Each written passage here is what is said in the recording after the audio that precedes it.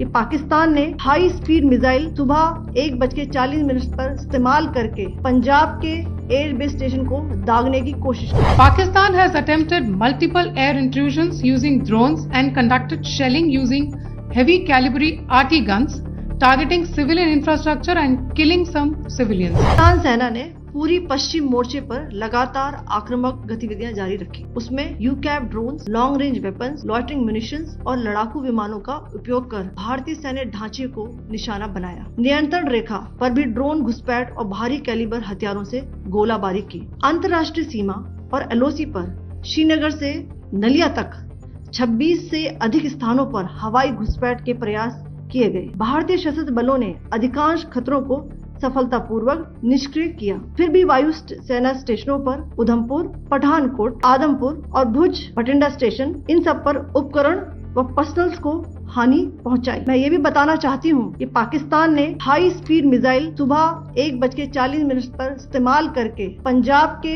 Airbase station को दागने की कोशिश की। एक निंदनीय और अनप्रोफेशनल एक्ट के तहत पाकिस्तान ने श्रीनगर, अवंतीपुर और उधमपुर के वायु सेना अड्डों पर चिकित्सा केंद्र और स्कूल परिसर को निशाना भी बनाया, जिससे उसके द्वारा सिविल इंफ्रास्ट्रक्चर पर हमला करने की गैर जिम्मेदाराना प्रवृत्ति फिर उजागर हुई। पाकिस्तान द्वारा सैन्य ठिकानों को जानबूझकर निशाना बनाने के पश्चात भारतीय सशस्त्र बलों ने त्वरित व सुनियोजित जवाबी हमले किए। Technical installations, command and control centres, radar sites और हथियार भंडार को चुनकर निशाना बनाया गया। रफीकी, मुरीद, चकलाला, रहमियार खान, तुकूर और चुनिया स्थित पाक सैन्य ठिकानों पर एयर लॉन्च सटीक हथियारों व लड़ाकू जेट से प्रहार किए गए। पसरूर स्थित रडार साइट और सियालकोट का एविएशन बेस भी प्रिसीजन एम्यूनिशन से टारगेट किए गए। इन कार्रवाइयों के दौरान भारत ने कम से कम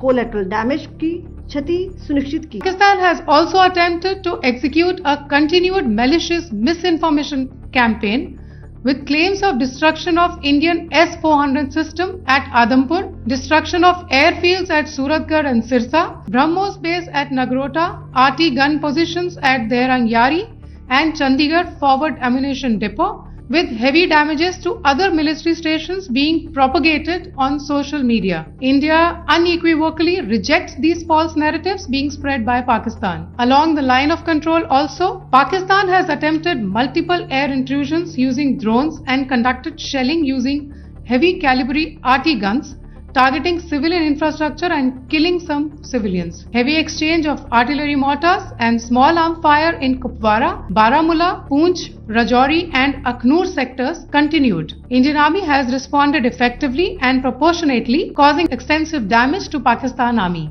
Pak military has been observed to be moving their troops into forward areas, indicating offensive intent to further escalate the situation. Indian armed forces remain in a high state of operational readiness. All hostile actions have been effectively countered and responded appropriately. Indian armed forces reiterate their commitment to non-escalation, provided it is reciprocated by the Pakistan military.